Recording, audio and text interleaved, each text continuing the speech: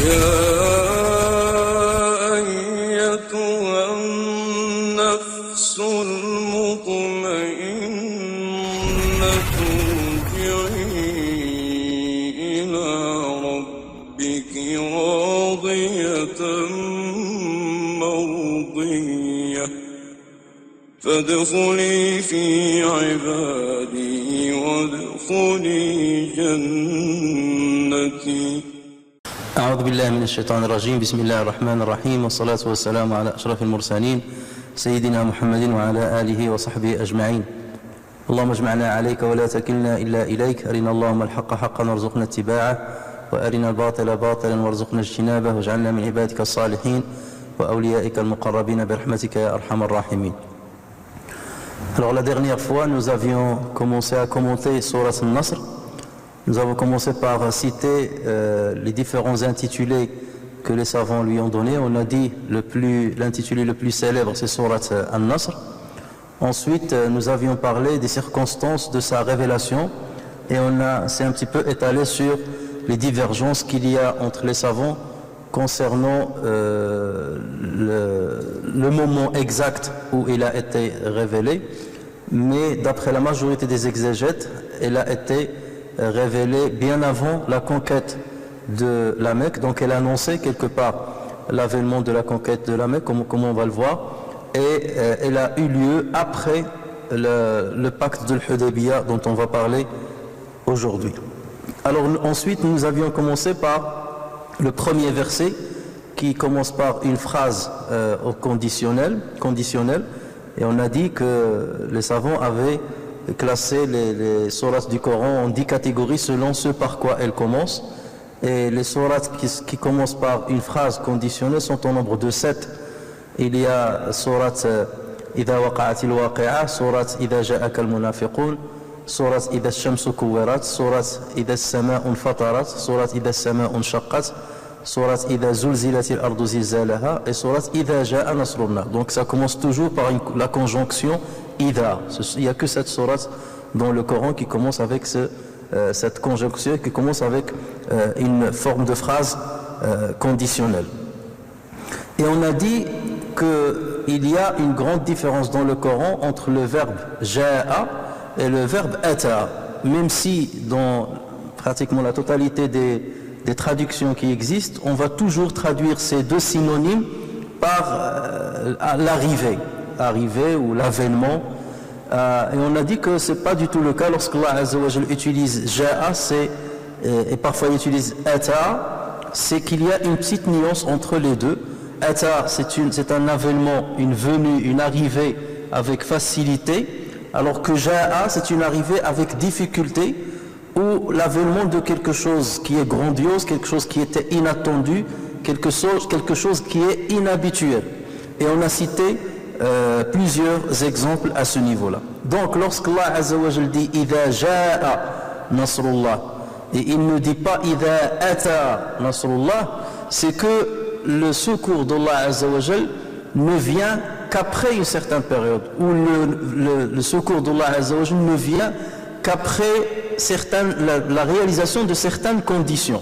Il faut que les croyants patientent, il faut que les croyants fassent des sacrifices, il faut qu'Allah Azza wa Jal teste leur foi et leur prétention pour qu'il leur accorde son secours. Donc cet avènement-là ne se fait pas facilement. C'est pas tu te convertis à l'islam ou là tu crois en Dieu aujourd'hui et le lendemain Allah Azza wa Jal te donne le triomphe, la victoire et tout. Non, il faut respecter certaines lois immuables qui sont générales pour tout le monde. Et d'ailleurs, on retrouve cela dans d'autres versets lorsque Allah Azza wa Jal dit Hatta idha stay'asa ar-rusulu wa dhannu annahum kudhibu ja'ahum nasruna fanujjiya man nasha'u wa la yuraddu ba'suna 'anil qawmi al-mujrimin. Quand les messagers faillirent perdre espoir et que leurs adeptes eurent pensé qu'ils étaient dupés ou bien qu'ils étaient démentis, voilà que vint à eux notre secours. Donc vous voyez toujours on va traduire ja'ahum, donc vint, le verbe venir, alors que ja'ahum ça veut dire il est venu après avec difficulté, avec un engagement de leur part et avec un effort, suite à un effort de leur part. Voilà que vint à eux notre secours et furent sauvés ceux que nous voulûmes, mais notre rigueur ne saurait être détournée des gens criminels. Donc vous voyez ici qu'Allah Azza wa Jal a utilisé le verbe ja'a, ja'ahum nasruna, hatta idha stay'asa ar-rusulu wa dhannu annahum kudhibu ja'ahum nasruna. Alors on peut dire que dans le Coran il y a un autre verset qui ressemble à celui-ci, mais Allah Azza wa Jal a utilisé le verbe ata.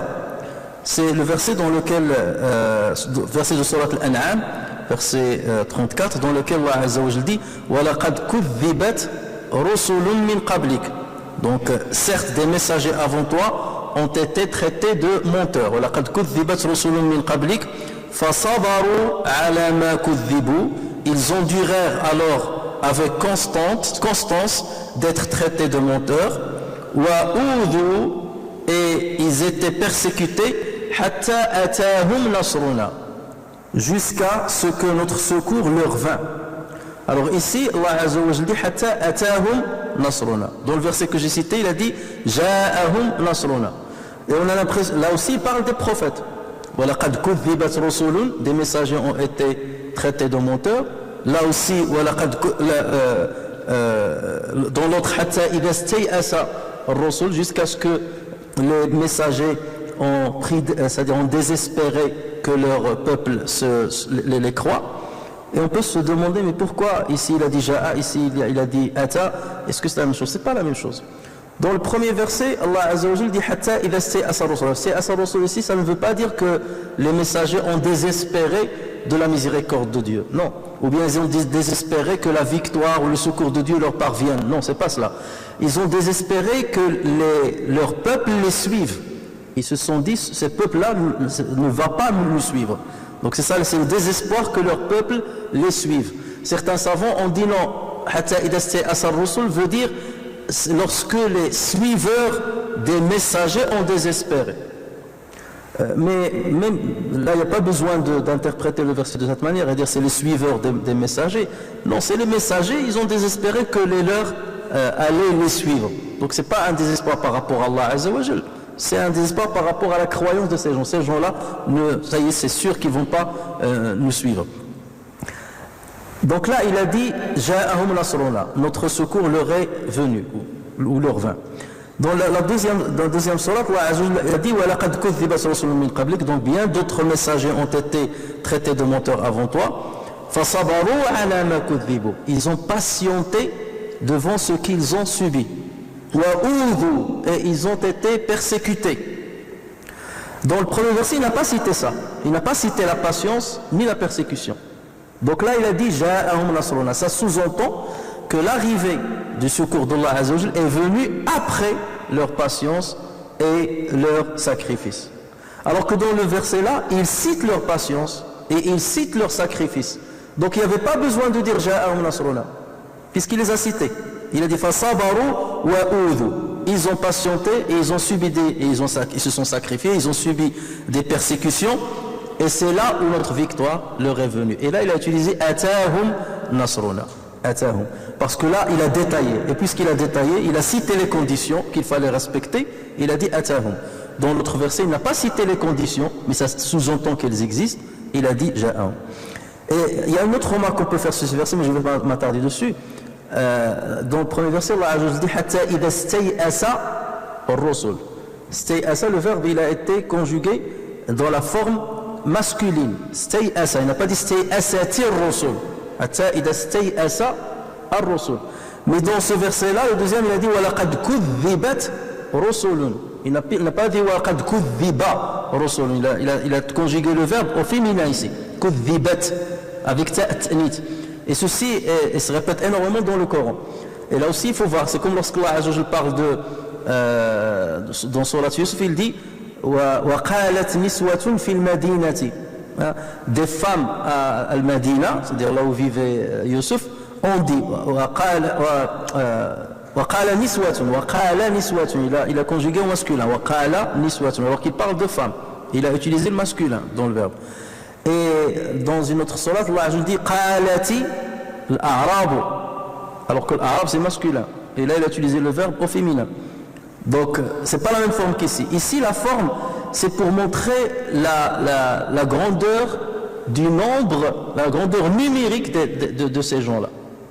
Niswatun fil Madina, ce sont quelques femmes, c'est que les femmes des riches, la haute bourgeoisie. C'est elle qui était au courant de ce qui s'est passé chez Mra'at al-Aziz. Donc là, il a dit qala niswatun, il utilise au masculin. Mais lorsqu'il y en a beaucoup, lorsqu'il y a une grandeur numérique, là, il utilise le féminin. Hein? Ici, lorsqu'Allah s'adresse au prophète, il lui dit وَلَقَدْ كُذِّبَتْ رُسُلٌ مِّن قَبْلِكَ. Bien des messagers avant toi ont été traités de menteurs. Donc là, il est en train de lui montrer qu'ils étaient nombreux. Ce n'est pas le seul, ils sont nombreux. Donc pour lui montrer la grandeur numérique, il a utilisé le verbe au féminin. كُذِّبَتْ رُسُلٌ مِّن قَبْلِكَ. Et ils ont patienté et ainsi de suite. Dans l'autre verset, il n'était pas en train de lui parler du grand nombre. Là, il parle d'une règle générale. Lorsque les messagers désespèrent, et ni que les leurs les suivent, donc là, il a utilisé le masculin. Il a utilisé le masculin, il n'a pas utilisé le féminin. Le but n'est pas de montrer le grand nombre de ces messagers. D'accord? Parce que les messagers, il y a certains qui ont été suivis, certains n'ont pas été suivis. Donc ce n'est pas tous les messagers qui ont été non suivis ou qui ont été démentis. Donc le but, ce n'est pas de montrer la grandeur numérique, alors que dans le deuxième verset, il montre la grandeur numérique. Et voilà pourquoi donc il y a cette nuance de l'utilisation du verbe parfois au féminin, alors que le sujet est masculin, et parfois il utilise le masculin, alors que le sujet est féminin. Donc regardez ces détails-là, encore une fois, montrent et mettent au grand jour le caractère miraculeux du Coran au niveau de son éloquence.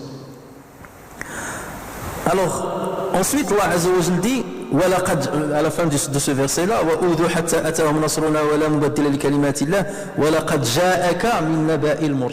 il termine le verset avec l'autre verbe. Il n'a pas dit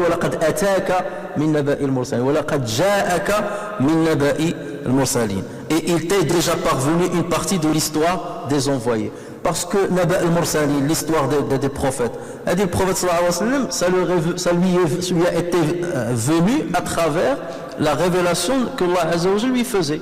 Et cette révélation était longue dans le temps. Et l'accès à l'information sur l'histoire des messagers, ce n'est pas un accès facile à l'époque. C'est pas comme maintenant tu vas aller sur Google, tu tapes l'histoire de Noé, l'histoire de Kada, l'histoire de Moïse. Non, le prophète sallallahu alayhi wa sallam n'avait aucune source pour connaître l'histoire détaillée, avec certains détails qu'on ne retrouve pas chez les autres religions. Et parfois des détails sur des prophètes arabes qui ne faisaient partie ni des juifs ni des chrétiens, ni de Bani Israël, comme Saleh, et ainsi de suite. Donc d'où est-ce qu'il pouvait ramener ces informations? Il n'y a que Allah Azza wa Jalla qui lui a donné. Mais Allah Azza wa Jalla, donc l'accès à cette information n'est pas facile. Voilà pourquoi Allah Azza wa Jalla a utilisé Ja'a. Wa laqad ja'aka min naba'i al-mursalin. Donc là, il a utilisé Ja'a, et regardez dans le même verset, Ata, Ja'a, pour nous montrer cette différence, cette nuance entre les deux verbes. Alors, Ida Ja'a Nasrullahi wa al-Fath, lorsque le secours d'Allah Azza wa Jal arrive, ainsi que la victoire. Le Fath, on va traduire pour l'instant par la victoire.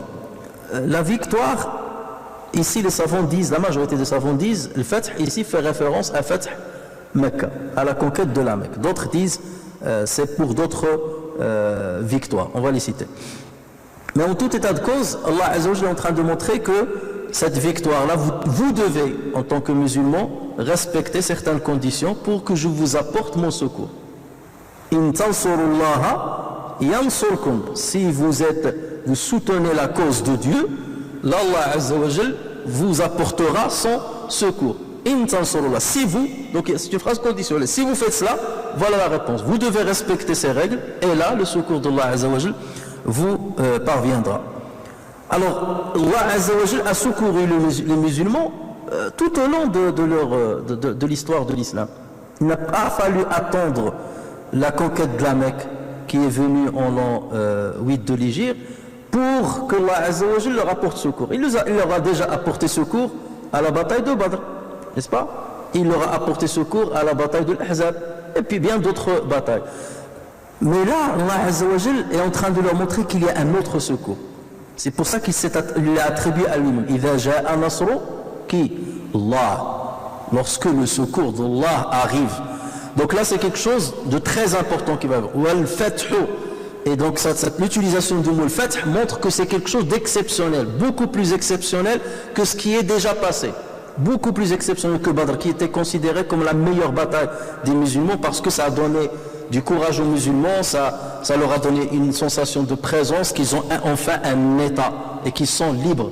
Mais là, c'est une victoire qui est beaucoup plus grandiose, qui est beaucoup plus importante, qui va représenter un grand virage dans l'histoire de la péninsule arabique et dans l'histoire, bien entendu, de l'islam.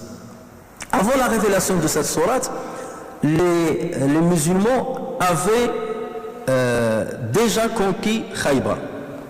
Et ce fut dans le mois de Muharram, en l'an 7 de l'Hégire. D'après la majorité des exégètes. Mais la meilleure conquête à laquelle ils aspiraient, c'était celle de la Mecque. Khaybar, bon, ils l'ont conquise, mais ce n'était pas ça leur rêve, ce n'était pas leur grand espoir. Donc lorsqu'Allah Azza wa Jalla parle de Nasrullah ou al-Fath, c'est par rapport à leur grand rêve qui était toujours dans leur esprit, c'est celui de conquérir la Mecque. C'est de ça que Allah Azza wa Jalla leur parle. Il ne leur parlait pas de Khaybar ou bien des petites conquêtes là, non, c'est de la Mecque qu'il s'agissait. Allah Azza wa Jalla d'ailleurs avait déjà promis aux musulmans qu'ils allaient conquérir la Mecque. Et les musulmans étaient sereins, ils attendaient seulement le moment où la promesse d'Allah Azza wa Jal allait se réaliser. Allah Azza wa Jal honore ses promesses. Par exemple, on le trouve, Allah Azza wa Jal, lorsqu'il dit au prophète sallallahu alayhi wa sallam, Inna alladhi farada alayka al-Qur'ana la radduka ila ma'ad. Celui qui t'a prescrit le Coran te ramènera certainement là où tu souhaites retourner. Le ma'ad, c'est le retour, le ma'ad, c'est l'endroit auquel tu vas revenir après t'être sorti, après que tu l'aies quitté. Donc là, le prophète sallallahu alayhi wa sallam a quitté quel pays? Il a quitté la Mecque. Donc forcément, ici dans ce verset-là, Allah Azza wa Jal lui parlait de la Mecque. Il lui faisait la promesse de lui le faire revenir à la Mecque. Ça veut dire que la conquête de la Mecque va se faire de ton vivant, ya Muhammad. De ton vivant, une promesse d'Allah Azza wa Jal. Inna alladhi farada alayka al-Qur'an la radduka ila ma'ad. Allah Azza wa Jal aussi a dit لقد صدق الله رسوله à la fin de sourate الفتح لقد صدق الله رسوله الرؤيا بالحق لا تدخلن المسجد الحرام إن شاء الله آمنين محلقين رؤوسكم ومقصرين لا تخافون فعلم ما لم تعلموا فجعل من دون ذلك فتحا قريبا. Allah a été véridique en la vision par laquelle il a annoncé à son messager en toute vérité, deux points, vous entrerez dans la mosquée sacrée si Allah veut. Bien entendu, il faudra dire c'est pas par votre force, c'est par la puissance d'Allah Azza wa Jalla, la volonté d'Allah Azza wa Jalla. Vous entrerez dans la mosquée sacrée si Allah veut en toute sécurité, c'est-à-dire vous n'avez rien à craindre, en toute sécurité, ayant rasé vos têtes ou coupé vos cheveux, ça veut dire pour accomplir soit le pèlerinage, soit l'umrah. C'est là où on va ce qu'on appelle tahallul, pour se défaire de l'état de sacralité, on coupe les cheveux ou bien on les rase. Donc là, Allah Azza wa Jalla est en train de leur dire, vous allez accomplir le umrah ou le hajj à l'intérieur de la Mecque. Et accomplir le umrah, ça veut dire que c'est pas, vous n'allez pas entrer en tant que guerrier, ou là dans un contexte de guerre. Vous allez rentrer en toute sécurité et en toute paix. Allah l'a promis. Et les musulmans attendaient que ça se réalise. Regardez comment Allah a raffermi le cœur des musulmans. Donc eux, ils étaient sereins. Mais c'était en même temps un défi par rapport aux polythéistes de l'époque. Parce que eux, ils écoutaient ces versets-là. Ils entendaient les versets-là qui descendaient sur le prophète sallallahu alayhi wa sallam. Alors certains, ils se moquaient. Mais qu'est-ce qu'ils sentent? Qu'est-ce qu'ils pensent ces musulmans? Une poignée de musulmans qui croient qu'ils vont revenir à la Mecque. Nous qui sommes forts, nous qui protégeons la Mecque, nous qui avons établi une grande alliance dans la péninsule arabique, ils croient qu'ils vont revenir à la Mecque, ils croient qu'ils vont rentrer avec toute puissance, c'est pas possible. Et les musulmans, ils étaient sereins, ils attendaient. Et les douteux, ils disaient, nous on attend. Si jamais les musulmans rentrent à la Mecque comme le promet leur Dieu, on va croire à ce prophète. Et s'ils n'entrent pas, donc c'est un menteur, on ne va pas y croire. Donc vous avez ces trois catégories de personnes. Les sereins, qui avaient une foi inébranlable, ils savaient qu'il allait rentrer à la Mecque, en toute paix. Ceux qui doutaient à 100%, parce qu'ils disaient ah, c'est un menteur, donc c'est les Mécois, et ceux qui étaient entre les deux, c'est certains hypocrites ou certains qui hésitent, qui ont une foi un petit peu titubante et qui n'osaient pas le faire. Alors ce verset-là, de sourate Al-Fath, d'ailleurs même cette sourate-là a été révélée après Sulh al-Hudaybiyah, après le pacte de la trêve de paix, la trêve qu'on a appelée la trêve de l'Hudaybiyah, ou bien le pacte de Al-Hudaybiyah, qui a eu lieu lors du mois de Dhul-Hijjah en l'an 6 de l'Hégire. Et là, on doit s'arrêter pour un petit peu voir les événements historiques pour comprendre le contexte de la révélation de cette sourate. Alors, donc, ce qu'il faut savoir déjà, que les musulmans attendaient cette nouvelle. On va rentrer à la Mecque. Comment les choses ont commencé? Allah Azza wa Jal a fait voir au prophète sallallahu alayhi wa sallam dans un rêve, il lui a fait voir qu'il allait rentrer à la Mecque en état de sacralité. L'ihram. L'ihram, c'est la sacralité. En état de l'ihram. Donc le prophète sallallahu alayhi wa sallam, ayant vu cela dans le rêve, Ru'ya al-anbiya'i haqq, la vision des prophètes est une vérité. Soit c'est un ordre, soit c'est une promesse qui va se réaliser. Donc le prophète sallallahu alayhi wa sallam, en se réveillant, il a appris cela aux compagnons. Voilà ce que j'ai vu. Donc ça va se réaliser. Donc préparez-vous pour qu'on aille accomplir Al-Umrah à la Mecque. Alors imaginez, ça c'est 6 ans après l'immigration. D'accord? Les musulmans, ils étaient en pleine guerre avec les Qurayshites. Il n'y a pas longtemps qu'il y avait la bataille de Khandaq. Donc comment ça on va aller accomplir? Mais les musulmans, tellement ils attendaient cette nouvelle-là, enfin les muhajirines, 6 ans loin de la Mecque, après avoir quitté la Mecque, ils attendaient ce moment, revenir à la Mecque, revenir à nos terres. L'Ansar allait à la Mecque faire le pèlerinage, c'est là où il y a le temple qui symbolise l'islam sur terre, la Kaaba. C'est là où on accomplit le pèlerinage, c'est là où le Maqam Ibrahim, c'est là le temple qui a été construit par Ibrahim. Donc tout le monde avait cette nostalgie, cette volonté d'aller à la Mecque.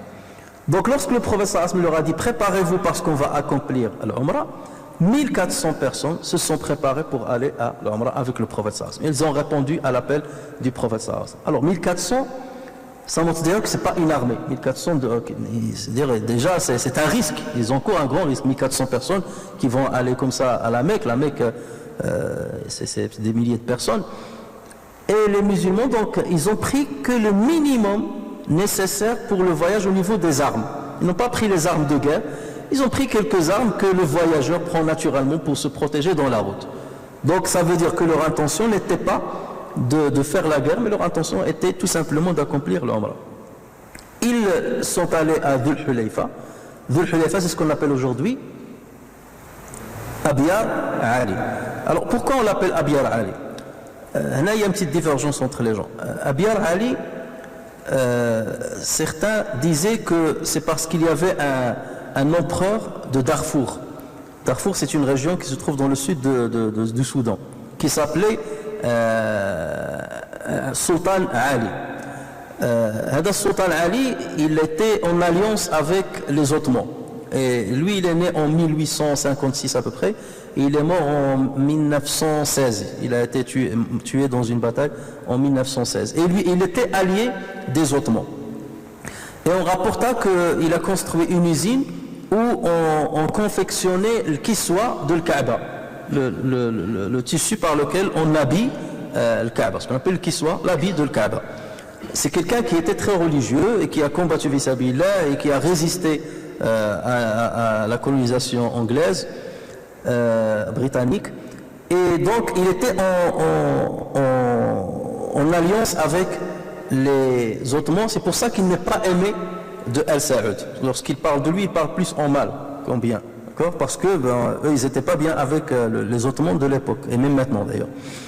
Et donc, on rapporte qu'il a accompli le pèlerinage un jour. Il est allé à Médine aussi. Et lorsqu'il est passé par Abyar Ali, il a vu que la mosquée était dans un état désastreux, qu'il n'y avait pas d'eau, c'était délaissé. Donc il a creusé des puits. Alors qu'il y avait autrefois des puits, il a creusé des puits, il a consolidé la mosquée, il a agrandi la mosquée et tout. Donc certains disent que c'est pour cela qu'on les appelle Abyar Ali, en référence à ce sultan. Pour d'autres, ils disent non, parce que lorsqu'on revient à certains ouvrages beaucoup plus anciens, par exemple, déjà lorsqu'on revient à Ibn Taymiyyah dans certains de ses livres, on revient à Ibn Hajar al-Asqalani, on revient à un voyageur qui a écrit ce qu'il a vu dans un voyage de l'Hajj, et on l'appelle Meknasi, il est de Meknas du Maroc. Eux déjà ils disaient que cet endroit-là on l'appelle Abiyar Ali, et c'était bien avant l'avènement du sultan Ali. Et c'est pour cela que certains ils disent non, en fait la source de cette nomenclature, en fait, de cette dénomination, c'est que les chiites pensaient que Ali ibn Abi Talib avait combattu des djinns à cet endroit, et que c'est les chiites qui ont lancé cette appellation, Abiyar Ali. Et ça s'est répandu donc depuis jusqu'à au jour d'aujourd'hui. Alors que cet endroit-là, on l'appelle Dhu al-Hulayfa. Dhu al-Hulayfa, c'est le nom officiel qu'il a et qui était à l'époque du prophète sallallahu alayhi wa sallam. Bref, donc ils sont allés à Dhu al-Hulayfa, à al-Miqat. Le Miqat, l'endroit à partir duquel on doit formuler l'intention de l'Umrah ou du pèlerinage, et on doit s'habiller exclusivement avec l'ibas al-Ihram. On doit mettre l'ibas de la sacralisation. Donc pour les hommes, 2 étoffes, une en bas et une en haut. Donc les musulmans, 1400 personnes donc, sont allés à Dhul Hulayfa. Ils ont lancé l'intention d'accomplir, formulé l'intention d'accomplir le Umrah, et ensuite ils ont continué leur chemin jusqu'à ce qu'ils soient arrivés à 17 km de la Mecque, donc vers le nord de la Mecque, dans un endroit qu'on appelle Al-Hulayfa. Al-Hulayfa. Ils ont campé ici. Pendant ce temps-là, les Qurayshites ont entendu parler de l'avènement des musulmans. Et ils ont entendu dire que les musulmans veulent tout simplement accomplir leur Umrah. Mais ils ne voulaient pas cela, parce que symboliquement, c'est une défaite pour eux, devant les Arabes. Ça veut dire que ce que le Coran promettait à Mohammed a été réalisé. Donc le Coran est véridique. Donc les gens vont suivre Mohammed. Donc eux, ils ont dit, pas question qu'ils entrent à la Mecque. Et on va les bloquer. Donc ils ont envoyé une cavalerie de 200 personnes, à la tête de laquelle il y avait Khalid ibn al-Walid, qui à l'époque n'était pas musulman, pour intercepter les musulmans. Ils leur ont dit, s'il faut les combattre, il faut les combattre, mais il est impossible qu'ils viennent à la Mecque. Donc Khalid ibn al-Walid est venu et il les a rencontrés dans la région de Al-Hudaybiyah. Le prophète sallallahu alayhi wa sallam ayant vu cela, il a envoyé un émissaire à Quraysh, pour qu'ils leur expliquent qu'ils ne sont pas venus pour la guerre, ils sont venus seulement pour accomplir leur Umrah, et c'est leur droit. Les gens accomplissent l'Umrah, accomplissent le pèlerinage de toute la péninsule arabique, on n'est pas venus comme ennemis. Cet émissaire a été très maltraité, c'est juste qu'il a sauvé sa vie, il voulait même le tuer, donc il est revenu. Le prophète sallallahu alayhi wa sallam a dit, je vais envoyer quelqu'un de plus noble pour eux, et qui a encore de la famille parmi les nobles de la Mecque, comme ça ils ne peuvent pas lui faire du mal. Donc il a choisi Uthman ibn Affan. Et regardez, Uthman ibn Affan, c'est le mari de la fille du prophète sallallahu alayhi wa sallam. Et le prophète sallallahu alayhi wa sallam, il l'envoie. Il a été marié avec le fils du prophète 2 fois, très proche du prophète sallallahu alayhi wa sallam. Et il l'a envoyé, alors qu'il sait que ça représente un risque pour lui. Uthman ibn Affan, il est parti pour aller négocier avec les Mécois. Il est rentré, il leur a dit, voilà, nous sommes venus en paix uniquement pour accomplir notre Umrah. Les Qurayshites ils ont dit, écoute, si toi tu veux accomplir les tours de circumambulation, accomplir ton Umrah, il n'y a pas de problème, on te laisse, mais pas Mohammed et les siens.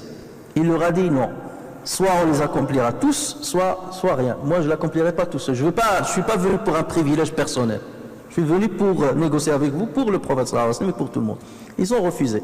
Et pendant ce temps-là, donc il est resté à la Mecque. Donc une rumeur a éclaté, comme quoi les Qurayshites avaient tué Uthman ibn Affan. La rumeur est parvenue au prophète sallallahu alayhi wa sallam. Le prophète sallallahu alayhi wa sallam était très affligé par rapport à ce qu'il a entendu. Donc il a réuni tous les musulmans, il leur a dit voilà, ils ont apparemment tué Uthman ibn Affan. On va faire l'allégeance entre nous de les combattre jusqu'à la dernière sonde de goutte qui nous reste. Parce que ils ont tué mon compagnon. Donc c'est là où les musulmans se sont réunis pour faire une allégeance, et ce fut en dessous d'un arbre, et c'est pour cela qu'on l'a appelé Bay'atu al-Shajara, Bay'atu al-Shajara, ou bien Bay'atu al-Ridwan. Pourquoi al-Ridwan? parce qu'Allah dans le Coran, en parlant de cette béa, il a dit لَقَدْ رَضِيَ اللَّهُ عَنِ الْمُؤْمِنِينَ إِذْ يُبَايِعُونَكَ تَحْتَ الشَّجَرَةِ. Allah a agréé ce qu'ont fait les croyants lorsqu'ils t'ont donné l'allégeance en dessous de l'arbre. Donc on l'a appelé Bay'at al-Radwan radiyallahu, ou bien c'est-à-dire l'allégeance de l'agrément divin, ou bien Bay'at al-Shajara.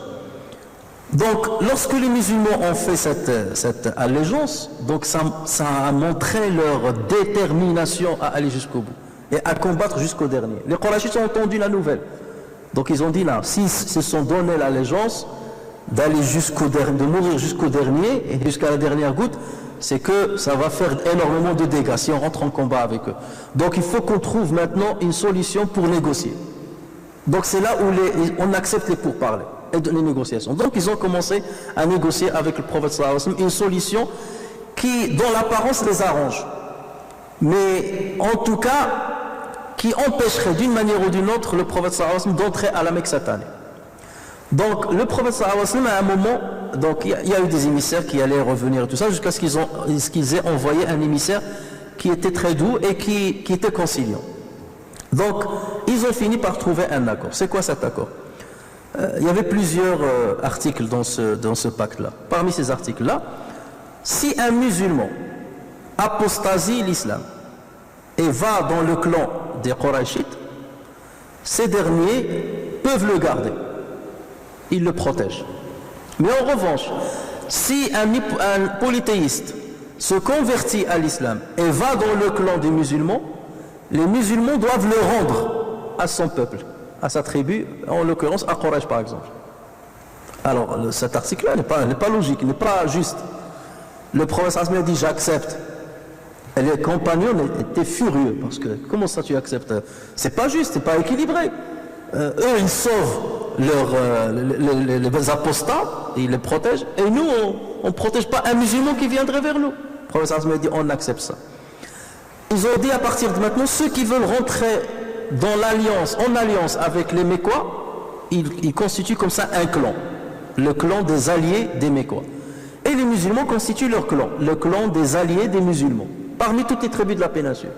Et donc toutes ces tribus-là entrent dans ce pacte-là. Donc on va observer une trêve de guerre pendant 10 ans. Pendant 10 ans, il n'y a pas de guerre, ni entre les Qurayshites et les musulmans, ni entre les alliés des uns et des autres. Et aucune hostilité de part et d'autre, ni entre les Qurayshites et les musulmans, ni entre les alliés des uns et des autres. D'accord? Donc c'est devenu deux clans. Donc c'est ainsi, et plusieurs autres articles, mais les plus importants sont cela. Et voilà, et que vous n'accomplissiez pas l'Umrah cette année-là, mais on vous laisse l'accomplir l'année prochaine. Donc là, vous devez rebrousser chemin. Donc vous voyez, dans l'apparence, cette trêve-là était injuste pour les musulmans. Comment ça? On ne fait pas l'Umrah. Non seulement on ne fait pas l'Umrah, ceux qui apostasient l'islam et qui quittent les musulmans, ils seraient protégés. Ceux qui se convertissent à l'islam, on doit les rendre, c'est-à-dire ils n'ont pas le droit de venir se protéger chez nous, et donc ils risquent leur vie s'ils restent chez l'ennemi, et on doit les laisser chez l'ennemi. Ben, qu'est-ce qu'on gagne ici? Mais le prophète sallallahu alayhi wa sallam, ce qui l'intéressait, c'est la trêve de 10 ans. Trêve de 10 ans, pas de guerre pendant 10 ans. Pour le prophète sallallahu alayhi wa sallam, c'était l'article le plus important de cette trêve. Le reste pour lui, c'est des détails. Quelqu'un qui apostasie l'islam, il va ailleurs. On n'a rien à faire d'un apostat. On te donne l'argent et vas-y. Et bien, au moins, tu n'affaiblis pas les musulmans. D'accord? Mais il y avait un mal, c'est que si quelqu'un se convertit à l'islam, il vient chez nous, on doit le rendre. Là, c'est un mal. Mais c'est un mal pour qui? Pour la personne qui s'est convertie. Mais pas pour la communauté des musulmans. Donc là, c'est vrai que c'est négatif. D'accord? Mais le plus important, l'article le plus important, c'est une trêve de 10 ans. Et on va revenir faire l'Umrah l'année prochaine en toute paix. Le prophète sallallahu alayhi wa sallam savait que c'est dans la paix que l'islam se propage le plus. Pas en pleine guerre. Parce qu'il y a des gens qui ne veulent pas la guerre. Parce qu'il y a des gens qui craignent d'entrer en guerre. Donc il y a beaucoup qui peut-être aiment l'islam, ou l'islam les intéresse, mais ils n'osent pas l'embrasser par peur d'entrer dans des guerres, par peur de risquer leur vie. Donc le prophète sallallahu alayhi wa sallam, il a dit, au moins ça sera une chance pour que ceux qui sont convaincus puissent entrer en islam. Et justement, un an après, le nombre des musulmans a plus que doublé. Et regardez, depuis que l'islam a commencé, jusqu'à cette trêve-là qui a eu lieu en 6 de l'Hégire, ça veut dire combien d'années? 19 ans. 13 ans à la Mecque, plus les 6 ans de l'immigration. En 19 ans, il y avait un certain nombre de musulmans. En un an, ce nombre-là a plus que doublé. Pourquoi? Parce que les gens ont trouvé la paix. Il n'y a pas de paix, il n'y a pas de guerre. Donc là, dans ce cas, on va rentrer en islam. Et les gens, parfois, ils venaient par tribu. Toute la tribu se convertissait à l'islam et entrait en pacte et en alliance avec les musulmans. Donc ils sont protégés des autres. Aucune animosité et aucune hostilité entre les uns et les autres. Et juste, mais les musulmans qui étaient avec le prophète n'ont pas voulu au départ cette trêve. Ils ont dit au prophète, tu signes pas cette trêve. Le prophète il a dit, je signerai. Et lorsqu'il devait signer justement, comme le prophète ne savait pas écrire, c'était Ali qui écrivait. Donc Ali, il a dit, voilà ce à quoi s'engage Muhammad Rasulullah. Celui qui représentait le Quraysh, il lui a dit, si on savait qu'il était Rasulullah, on n'aurait pas accepté on n'aurait pas fait tout ce qu'on est en train de faire. Enlève Hada Rasulullah. Muhammad ibn Abdillah. On n'écrit pas Rasulullah. Pourquoi tu écris là? Non, on ne reconnaît pas qu'il est Rasulullah. Et enlève ça. Ali, il a dit, je ne l'enlève pas. Parce qu'il est Rasulullah. Et le prophète lui a dit, enlève-la. Ali ibn Abi Talib, il a dit, je ne l'enlève pas. Ah, ils étaient furieux, c'est pas possible. Et le prophète lui a dit, montre-moi où est-ce qu'il est écrit. C'est laquelle? Il lui a dit, c'est ça. Parce que le prophète ne savait pas lire. Et le prophète, il a commencé à l'effacer lui-même. Il l'a effacé. Pour le prophète, ça c'est quelque chose de symbolique, c'est pas ça le plus important. C'est des symboliques. Muhammad Rasulullah, ben, s'il l'accepte pas, il ne l'accepte pas. Donc, c'est des concessions, mais des concessions réfléchies. Parce qu'il y a un intérêt, un avantage derrière. Et c'est comme ça les musulmans dans ces affaires, les musulmans dans ces affaires et dans ces liens et tout ça, il faut qu'ils calculent les avantages et les inconvénients. Les avantages à long terme, à court terme, et les inconvénients, et voir à quel grade il les met, et il faut les évaluer à leur juste valeur. Donc bref, le prophète sallallahu alayhi wa sallam a accepté, donc il a signé. Après le prophète sallallahu alayhi wa sallam a dit aux musulmans, bon maintenant on va rebrousser chemin, mais pour rebrousser chemin, nous sommes en état de sacralité. Et comme on n'a pas accompli la Umrah, donc il faut se désacraliser. Les musulmans, ils avaient un espoir qu'ils fassent quand même le pèlerinage. Donc le prophète sallallahu alayhi wa sallam leur a dit, bon, désacralisez-vous. Donc coupez vos cheveux ou rasez-les. Les musulmans ont dit, non, on ne va pas les couper, on ne va pas se raser. On va rester comme ça, en état de sacralité. Pour le convaincre, lui faire pression qu'il renie, qu'il n'accepte pas ça. Et le prophète il ne voulait pas, ils lui ont désobéi. Et comme il avait ramené avec lui son épouse, puis le prophète dans chaque voyage, il ramenait avec lui une de ses épouses, c'était Salama cette fois qui était sortie avec lui, il est rentré dans la tente de Salama, il lui a dit, mes compagnons m'ont désobéi. Et ils n'ont pas cette habitude-là, ils m'ont désobéi. Il lui a dit pourquoi? Il a dit voilà ce qui s'est passé, ce qui s'est passé. Et il lui a dit écoute, il y a une chose qu'il faut faire et ils vont te suivre. Va te raser toi-même la tête et là ils sauront que ça y est, tu ne vas pas faire le pèlerinage et dans ce cas ils vont eux aussi se désacraliser. Ah, le prophète dit c'est une bonne idée. Donc il a appelé son coiffeur, il lui a dit rase-moi la tête. Il lui a rasé la tête et là les musulmans ça y est, ils savaient que le prophète ça y est, puisqu'il s'est désacralisé, c'est-à-dire il n'y a plus d'Umrah. Puisque s'il faut faire l'Umrah, il faut aller faire. Il faut recommencer à partir d'où? À partir de Dhul Hulayfa, il faut revenir. Donc là, c'est sûr, il n'y a plus d'espoir, ça y est, il n'y a plus d'Umrah. Donc les compagnons ont dit, ben, on va se raser la tête. Et ils ont rapporté, ils ont dit, ils ont commencé à se raser la tête et ils se blessaient. Tellement ils étaient en colère. Et ils se blessaient les uns les autres, tellement ils n'ont pas voulu. Donc ils l'ont fait quelque part malgré eux. Mais le prophète sallallahu alayhi wa sallam était un bon stratège là-dessus parce qu'il savait qu'il y avait un intérêt à court et à moyen et à long terme. Et voilà, c'est là où Allah Azza wa Jal a révélé au prophète sallallahu alayhi wa sallam surat al-Fath. Inna fatahna laka fathan mubina. Le Fath ici, cette surah, a été descendue après le pacte de l'Hudaybiyah et non pas après la conquête de la Mecque. Donc Allah Azza wa Jal a considéré le pacte et la trêve de l'Hudaybiyah comme un fath, comme une victoire. إنا فتحنا لك فتحا مبينا ليغفر لك الله ما تقدم من ذنبك وما تأخر ويتم نعمته عليك ويهديك صراطا مستقيما وينصرك الله نصرا عزيزا هو الذي أنزل السكينة في قلوب المؤمنين ليزدادوا إيمانا مع إيمانهم ولله ملك السماوات والأرض وكان الله عليما حكيما ليدخل المؤمنين afin qu'il entre les croyants والمؤمنات جنات تجري من تحتها الأنهار ويكفر عنهم سيئاتهم وكان ذلك عند الله فوزا عظيما. Ceci a été auprès d'Allah ou chez Allah Azza wa Jal une grande victoire, un grand triomphe. Ce que certains compagnons ont considéré comme une faiblesse, ou une concession, Allah l'a considéré comme un grand triomphe. Et c'est là où Allah Azza wa Jal a fait voir, donc a cité le verset de لَقَدْ صَدَقَ اللَّهُ رَسُولَهُ الرُّؤْيَا بِالْحَقِّ. Allah Azza wa Jal donc a été véridique lorsqu'il a fait voir au prophète sallallahu alayhi wa sallam la vision comme quoi il allait accomplir al-Umrah. Et donc toute la sourate de Al-Fath est venue, donc dans ce contexte-là. Et ça, le musulman doit le comprendre. La victoire, ce n'est pas de mettre à genoux ton ennemi, ton détracteur.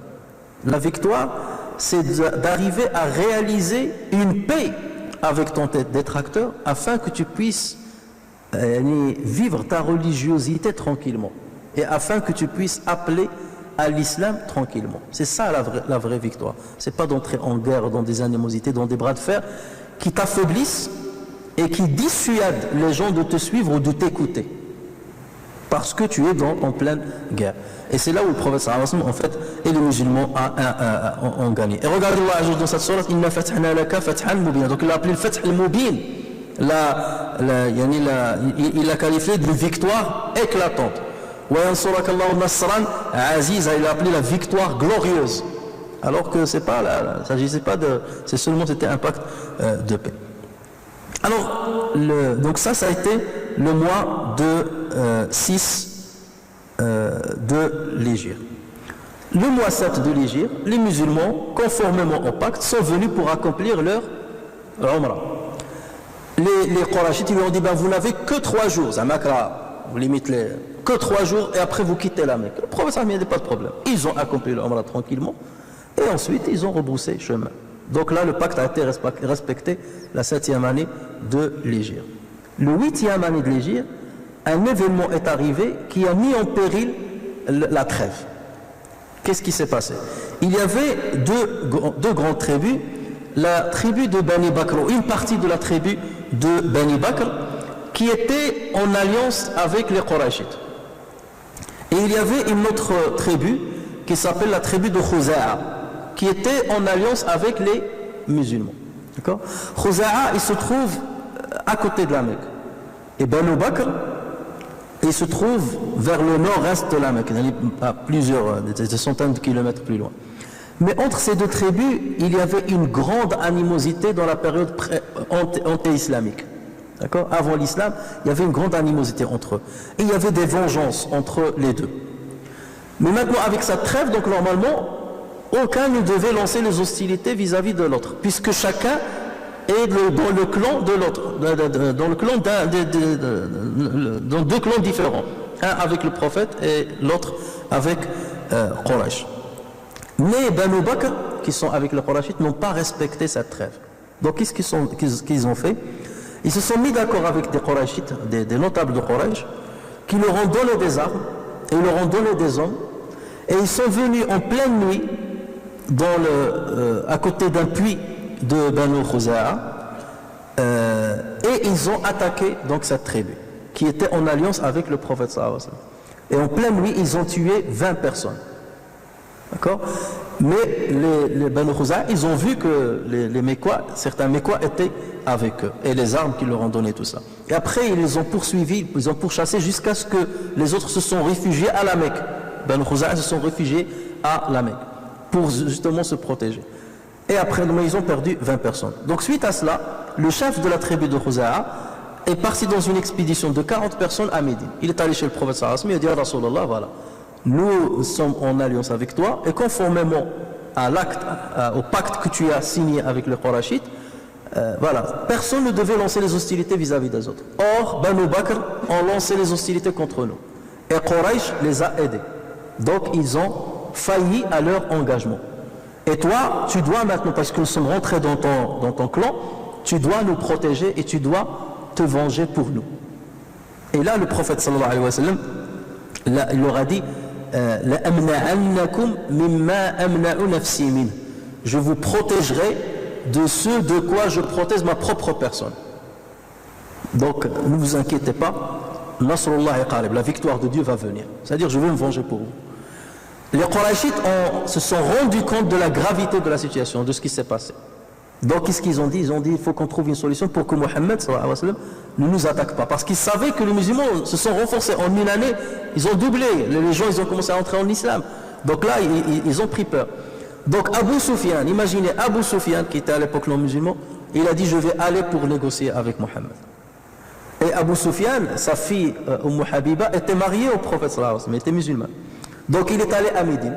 Il est rentré chez sa fille Habiba, Habiba, et celle-ci a demandé au prophète, est-ce que je peux l'accueillir? Est-ce que je peux accueillir mon père? Il lui a dit oui, tu peux l'accueillir, même s'il est polythéiste. Donc au moment où il venait s'asseoir sur un petit matelas, et il a ramassé le matelas, un petit matelas, comme ça, il l'a ramassé, comme une couette, comme ça, il l'a ramassé. Il lui a dit, est-ce que tu sous-estimes la valeur du matelas par rapport à moi, ou tu me sous-estimes par rapport au matelas? Il lui a dit, tu es mouchrik, tu es najas, et tu ne dois pas t'asseoir sur le matelas sur lequel le prophète sallallahu alayhi wa sallam s'assoit. Et il lui a dit, certainement, tu as eu quelque chose dans ta tête, ça veut dire on t'a endoctriné. Voilà, elle est intransigeante. Voilà. Tu es mon père, donc je t'accueille et tout, mais le prophète sallallahu alayhi wa sallam, c'est le prophète, c'est mon prophète. Au-delà déjà de Marie, il est mon mari, mais c'est le prophète, c'est le messager de Dieu, tu ne t'assois pas là où il s'assoit. Donc après, il est allé voir Abu Bakr, il est allé voir Omar, et lui pour un petit peu, il est allé voir Ali, parce que le prophète sallallahu alayhi wa sallam n'a pas voulu l'écouter. Il est venu chez le prophète sallallahu alayhi wa sallam, il a dit voilà, on s'excuse ce qui s'est passé et tout ça. Le prophète sallallahu alayhi wa sallam, il leur a dit, est-ce que vous êtes prêts à donner la rançon des 20 personnes que vous avez tuées? Vous, Quraysh, parce que c'est vous qui deviez dissuader Banu Bakr d'attaquer Khuza'a. Et c'est vous, parce qu'ils sont venus de loin, jusqu'à près de chez vous. Donc vous étiez derrière tout. Donc vous donnez, est-ce que vous êtes prêts à donner la rançon? Abu Sufyan est revenu, il a dit ça aux notables de Quraysh, ils ont dit, si on donne la rançon 20 personnes, ou donc les personnes qui sont mortes, c'est pas n'importe qui, c'est les notables de Khuza'a, on va se ruiner, ça va être la faillite. Ou le prophète sallallahu alayhi wa sallam, de toute façon, ça l'a arrangé. Parce que là, c'est vous qui avez failli, vous n'avez pas respecté le pacte, vous avez failli à votre engagement. Donc là, le prophète sallallahu alayhi wa sallam a voulu donc les attaquer. Et c'est là, il se préparait pour Fath Makkah, pour la conquête de la Mecque. Mais il a gardé l'affaire en secret. Il ne l'a pas dit à Abu Bakr, il ne l'a même pas dit à Aïcha, sa propre femme. Il ne lui a pas dit ce qu'il préparait. Et au dernier moment, il a envoyé un groupe de musulmans vers le nord. Il leur a dit, allez là-bas, pour que les gens pensent que je vais dans une expédition vers le nord. Alors que lui, il se préparait pour aller vers la Mecque, vers le sud. Et c'est là où le prophète sallallahu alayhi wa sallam, il a donc rassemblé les musulmans et toutes les tribus qui étaient ses alliés, et il a réussi à réunir une armée de 10 000 personnes. C'est la première fois où les musulmans arrivent à ce nombre-là, grand nombre, 10 000 personnes. Et là, le prophète sallallahu alayhi wa sallam a pris la route vers la Mecque. Bon, il y a plusieurs événements qui sont arrivés. Il y a quelqu'un qui a voulu trahir, un musulman qui a voulu trahir les musulmans. Il a envoyé une lettre avec une femme. Mais Allah Azza wa Jalla a informé le prophète sallallahu alayhi wa sallam sur ce qui s'est passé. Le prophète sallallahu alayhi wa sallam, il a pu envoyer des compagnons qui ont rattrapé cette femme. Bref, des histoires, j'en passe peut-être qu'une autre fois, lorsqu'on étudiera plus en détail Sira Nabawiya, on parlera de ces détails. Mais bref, ce qui nous intéresse, c'est que les musulmans ont fini par donc, se réunir et ils sont allés vers la Mecque. Pour rapprocher de la Mecque, les Qurayshites ont vu, ils ont leur espion, ils ont vu le grand nombre des musulmans qui sont venus, ils prirent peur. Abu Sufyan est allé voir le prophète sallallahu alayhi wa sallam avant qu'il n'arrive pour essayer de calmer le jeu et tout ça, et il s'est même converti. Il y avait seulement, donc tout le monde était résigné à combattre le prophète sallallahu alayhi wa sallam, sauf quelques-uns, parmi lesquels il y avait Ikrima ibn Abi Jahl, le fils de Abu Jahl, et Safwan ibn Umayya, qui ont constitué quelques cavaliers, et ils ont voulu attaquer les musulmans. Mais Khalid ibn Walid, qui entre-temps s'est converti à l'islam, juste avant l'avènement des musulmans, il est allé pour se convertir à l'islam, à Médine. Donc Khalid ibn Walid, il était avec des cavaliers, il a attaqué ces gens-là, et il a réussi à tuer 12 personnes parmi elles, et eux ils ont réussi à tuer 2 martyrs parmi les musulmans, mais ils se sont enfuis, ils se sont dispersés, et ensuite donc, les musulmans sont rentrés à la Mecque, triomphants, sans guerre. Mais imaginez maintenant cette scène, il y a 10 000 musulmans qui entrent à la Mecque, 8 ans après qu'ils y soient expulsés. D'accord? Normalement, c'est-à-dire tu es un ennemi qui t'a combattu, qui t'a persécuté, qui a tué les tiens, tu étais... Donc imaginez ce qui passait dans la tête des compagnons pendant ce moment. Ils ont dû passer en mémoire tout ce qu'ils ont subi depuis leur conversion à l'islam, depuis le début de l'islam. On est parti à l'Abyssinie, on était obligé de partir en Abyssinie pour nous sauver. On est parti à Médine pour nous sauver. Malgré ça, ils nous ont combattus. On a combattu à Badr, ils ont tué les meilleurs, des grands parmi nous. Ils nous ont assiégés dans le Khandaq pendant des semaines et des semaines. Donc imaginez tout ça qui se passait dans leur tête. C'est une scène qui normalement pousserait les triomphants à être fiers et orgueilleux. Et pourtant, le prophète sallallahu alayhi wa sallam, qui était sur sa monture, et derrière lui il y avait Usama ibn Zayd, il avait incliné sa tête au point que sa barbe presque touchait le dos de sa monture. Il est vraiment plié, comme on dit, plié à quatre, vraiment plié par humilité. Et il récitait Surat al-Fatih. Parce que Allah Azza wa Jalla lui annonçait qu'il dans Surat al-Fatih. Donc il récitait Surat al-Fatih et il était vraiment incliné. Et il pensait à tout cela. Ça veut dire que le prophète sallallahu alayhi wa sallam, au moment où les gens normalement ressentent une fierté, une gloire, une force, le prophète sallallahu alayhi wa sallam a manifesté la plus grande des humilités. Parce qu'il savait que ce triomphe-là, il vient de Allah Azza wa Jal. C'est le triomphe d'Allah Azza wa Jal, c'est le secours d'Allah Azza wa Jal, et c'est par l'aide d'Allah Azza wa Jal qu'il est arrivé à cela. Voilà, je suis sorti seulement en compagnie de Abu Bakr Siddiq et quelqu'un qui nous montrait le chemin de cette ville-là, et là je reviens avec 10 000 personnes, j'entre dans cette ville. Mais malgré cela, c'est la modestie qui était de mise. Et le prophète sallallahu alayhi wa sallam est entré, et tout le monde attendait, les gens ils avaient peur, qu'est-ce qu'il va décider de nous, de notre sort, sur notre sort. Et c'est là où le prophète sallallahu alayhi wa sallam il leur a dit, celui qui rentre dans sa demeure, il est en sécurité. Celui qui rentre dans la demeure de Abu Sufyan, il sera en sécurité. Donc là il a voulu donner la grandeur à Abu Sufyan parce que c'était le chef des Quraysh à l'époque. Et il s'est converti à l'islam et le prophète sallallahu alayhi wa sallam a voulu lui garder les privilèges qu'il avait.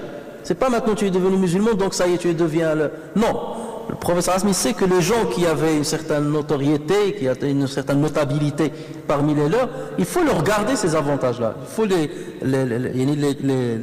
considérer à leur juste titre. Et c'est pour ça que le prophète sallallahu alayhi wa sallam a dit celui qui rentre dans la demeure d'Abu Sufyan, il est en sécurité. Et ensuite le prophète sallallahu alayhi wa sallam est venu à la Mecque, Al-Kaaba, à côté de Kaaba, et il avait un arc dans sa main. Il a commencé à faire tomber les statues. Il y avait 360 statues Al-Kaaba. Et le prophète sallallahu alayhi wa sallam, il a fait tawaf et il les a fait tomber l'une derrière l'autre. Et après cela, il est rentré à l'intérieur il y avait des images que les Quraysh avaient accrochées à l'intérieur de le Kaaba. Et le prophète sallallahu alayhi wa sallam a demandé aux compagnons de les faire sortir avant qu'ils n'entrent. Et le prophète sallallahu alayhi wa sallam est entré à l'intérieur de le Kaaba. Il a fait donc une prière, 4 rak'at, en guise de remerciement à Allah Azza wa Jalla. Il répétait toujours Ja'a al-haqq wa ma yubdi'u al-batil wa ma yu'id. Ja'a al-haqq wa zahaqa al-batil inna al-batila kana zahuqa. La vérité est venue et le faux a disparu, car le faux est destiné à disparaître. La vérité est venue et le faux ne peut rien commencer ni renouveler. Et ensuite, donc lorsqu'il est sorti de Kaaba, il a vu tout le monde qui attendait, qu'est-ce qu'il va nous faire? Et le prophète sallallahu alayhi wa sallam, il leur a dit, qu'est-ce que vous pensez que je vais faire de vous aujourd'hui? Après, il a dit tout ce que vous avez fait, qu'est-ce que vous pensez que je vais faire de vous? Ils lui ont dit, Akhun Karim wa ibn Akhin Karim. Tu es un frère généreux et un neveu généreux. Et on n'a connu que la générosité chez toi. Et là, le prophète sallallahu alayhi wa sallam, regardez comment on doit toujours puiser notre comportement par rapport aux histoires des anciens. Le prophète sallallahu alayhi wa sallam, donc là, il s'est rappelé de l'histoire de Yusuf alayhi salam. Après ce qu'il a subi de ses frères, lorsqu'ils sont venus, en fin de compte, se prosterner devant lui, il n'a pas commencé à montrer sa fierté ou à se venger, il n'a pas montré, non. Il leur a dit, La tathriba alaykum liyawm yaghfirullahu lakum. Donc il leur a dit, je ne vais vous dire que ce que mon frère Yusuf a dit à ses frères, La tathriba alaykum al-yawm, pas de récrimination contre vous aujourd'hui, qu'Allah vous pardonne. Allez-y, vous êtes des libres. Et donc depuis là on l'appelait cela at-tulaqa, ceux qui ont été libres, rendus libres par le prophète Mohammed sallallahu alayhi wa sallam. Donc là plusieurs personnes ont commencé à entrer en islam à ce moment-là. Certains par cupidité, parce qu'ils vont dire vaut mieux maintenant être avec le plus fort qu'avec le plus faible. Peut-être on va gagner un peu d'argent, certains par peur peut-être, mais le prophète savait très bien que c'est pas par une vraie conviction qu'ils allaient entrer. Et certains par conviction parce qu'ils ont dit c'est pas possible que cet homme-là, avec toute la faiblesse avec laquelle il a commencé, il arrive à ce triomphe-là, ça peut pas être, c'est pas anodin. C'est qu'il est véritablement un prophète. Et donc le prophète sallallahu alayhi wa sallam, ayant eu ce triomphe-là, ayant manifesté justement cette humilité, il a même appelé celui qui détenait la clé de la porte de la Mecque. La clé là, elle était dans une famille qu'on appelle Banu Shayba. Et le prophète sallallahu alayhi wa sallam, au départ, un jour, il a demandé la clé lorsqu'il était venu pour faire le premier Umrah, il a demandé la clé à celui qui détenait, à Uthman ibn Talha, il lui a demandé la clé. Il lui a dit, je ne la donne pas. Il lui a dit, il arriverait un jour où tu vas la trouver entre mes mains, cette clé-là. Et l'autre lui a dit, ça sera un jour noir dans l'histoire des Qurayshites. Et là, le prophète justement a réussi à avoir la clé, et il est rentré, mais en sortant, il leur a dit, appelez-le. Et lorsqu'il l'a appelé, il lui a donné la clé, je crois, il lui a donné donc la clé. Et cette clé-là est restée chez Banu Shayba jusqu'au jour d'aujourd'hui. Donc toujours le plus ancien parmi cette grande famille, donc c'est lui qui détient toujours la clé de la porte de Kaaba jusqu'aujourd'hui. Parce que le prophète sallallahu alayhi wa sallam a dit, il faut, c'est ce qu'on appelle sidana, c'est-à-dire le fait de s'occuper de Kaaba, avoir la clé, s'occuper de l'intérieur, ainsi de suite, mettre de l'encens et tout ça. Sidana est resté chez cette famille-là. Il lui a dit, il n'y aura qu'un injuste qui vous enlèvera cette responsabilité. Donc Sidana est encore dans cette famille jusqu'à aujourd'hui, le plus ancien de cette famille-là. Ça peut être les oncles, ça peut être pas forcément la même famille, mais même les oncles et les cousins. Le plus vieux en tout cas de cette famille-là, c'est lui qui garde la clé. Et ceci montre déjà la bienfaisance du prophète sallallahu alayhi wa sallam, qu'il cherche la paix, il cherche jamais la vengeance, que ce qui l'intéresse, c'est que ces gens-là embrassent l'islam pour leur intérêt, alors que lui, il n'a aucun intérêt à tirer d'eux.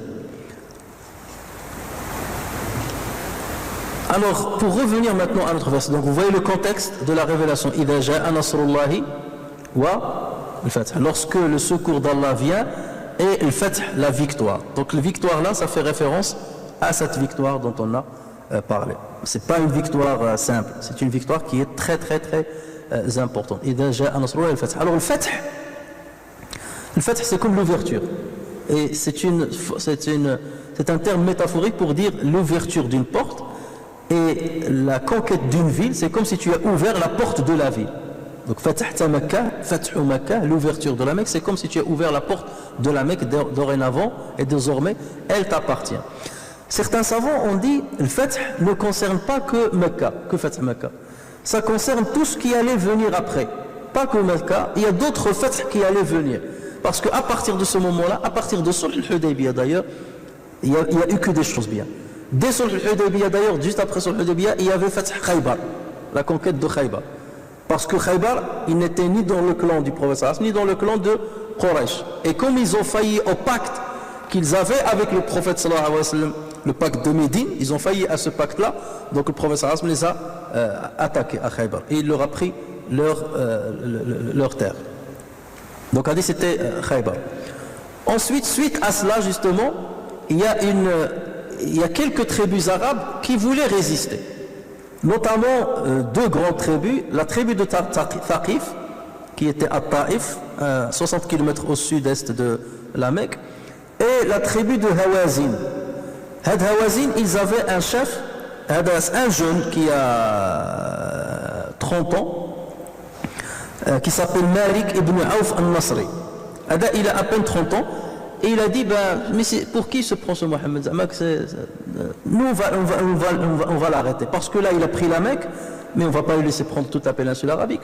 Donc, il est allé voir Banu Thaqif, et il leur a dit, est-ce que vous combattez à mes côtés? Ils ont dit, oui, on te mettra chef sur nous, et on constitue une grande armée. Donc, il a constitué une très grande armée, mais en fait, une armée dans laquelle il a associé les enfants, les femmes, les vieux, les moutons, les vaches, les chameaux. Il a dit, on va tout prendre. comme ça on va lui montrer que c'est jusqu'au bout. Et comme ça on aura le courage. On a ramené tous nos biens terrestres avec nous. Et c'est la mort, ou rien. C'est le triomphe ou la mort. Et pour impressionner le prophète sallallahu alayhi wa sallam. Donc il a constitué une armée de 30 000 personnes. 30 000 personnes. Et il s'est dirigé vers la Mecque. Il voulait attaquer le prophète sallallahu alayhi wa sallam à la Mecque. Sauf qu'il y avait un vieillard qui avait 160 ans, qui lui a dit, là c'était un ancien combattant et tout, mais il était sage, mais il n'avait plus la force. Il lui a dit, ce que tu es en train de faire, ça sera ta fin. Ce que tu es en train de faire, c'est pas sage. Moi je te conseille de ne pas d'abord aller à la Mecque, de ne pas ramener les femmes. Il dit non, je ramène les femmes, les enfants, tout. Et il a dit, moi je te conseille dans ce cas de ne pas aller à la Mecque, mais va dans un endroit et prépare une embuscade et laisse le prophète venir. Et dans ce cas, on l'attaquera à l'extérieur de la Mecque. Et le prophète sallallahu alayhi wa sallam, ayant entendu l'avènement de cette armée, il a dit, c'est dans notre intérêt de combattre à l'extérieur de la Mecque. Regardez la stratégie du prophète. Il a dit, si on reste à la Mecque, il y a des gens qui viennent de se convertir. Et peut-être leur conversion n'est pas solide. Leur islam n'est pas solide. Donc ils risquent de se retourner contre nous. Et comme ils seront chez eux, dans leur demeure, donc ils risquent de nous combattre avec leurs enfants, leurs femmes et tout, et nous faire des embuscades à l'intérieur de la Mecque. Donc autant sortir à l'extérieur et ramener avec moi ceux qui se sont convertis. Comme ça, je vais les mettre à l'épreuve. Donc il a ramené avec lui 2000 personnes. Donc ils étaient déjà 10 000, d'accord? C'était au mois de Ramadan. Ils sont venus, la conquête de la Mecque, c'était le 20 du Ramadan. Et le 6 de Shawwal, le prophète sallallahu alayhi wa sallam a quitté la Mecque.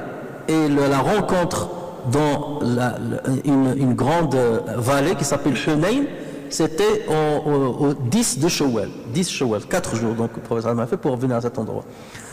Sauf que Hawazin et Thaqif, ils ont associé à eux deux, trois autres tribus, et ils ont préparé une embuscade dans une région, donc une grande vallée qui s'appelle Hunayn, dans laquelle il y avait beaucoup d'arbres.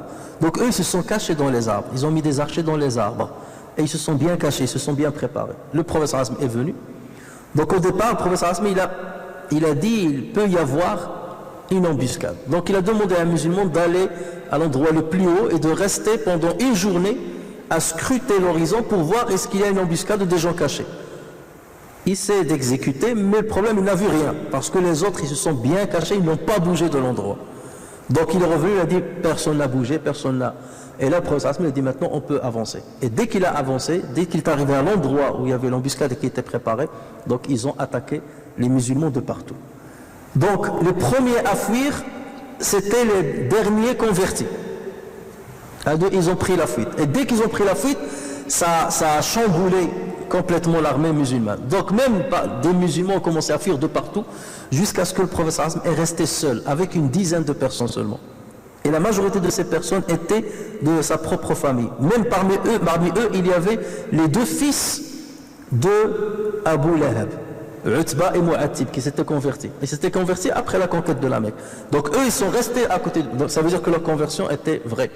Ils sont restés à côté du prophète sallallahu alayhi wa sallam. Et l'Abbas, l'oncle du prophète sallallahu alayhi wa sallam, qui s'était converti bien avant que le prophète sallallahu alayhi wa sallam rentre à la Mecque, le prophète sallallahu alayhi wa sallam, il l'a retrouvé en chemin. Lorsqu'il allait vers la Mecque pour la conquérir, il l'a trouvé en chemin vers lui pour se convertir.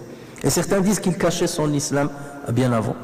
Donc le prophète sallallahu alayhi wa sallam était avec une dizaine de personnes. Et là, il a commencé à appeler les musulmans. Venez vers moi, venez vers moi. Et il a demandé à l'Abbas, parce que l'Abbas, il avait une voix très très portante. Il lui a dit appelle les musulmans. Et l'Abbas, il a commencé à appeler une voix qui portait très loin.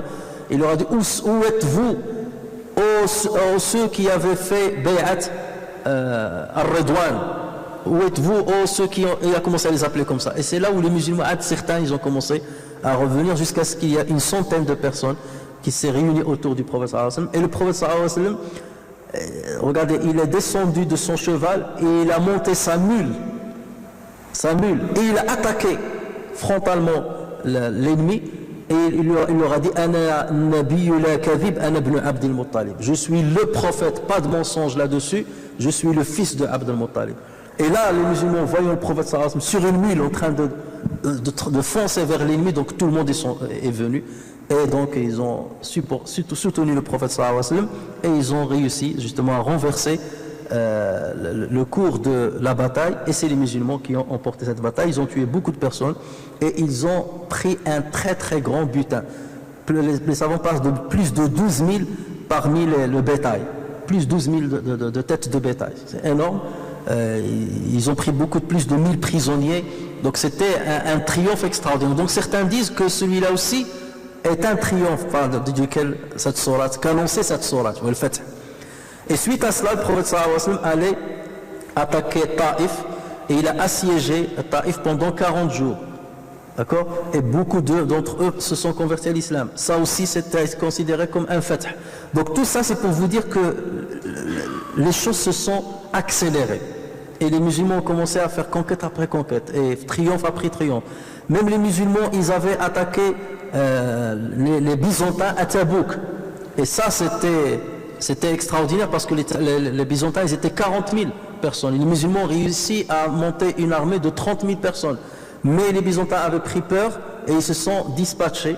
Et les musulmans revenant avec 30 000 personnes, donc là ça leur a donné un aura dans la péninsule arabique, et ils ont affronté les Byzantins.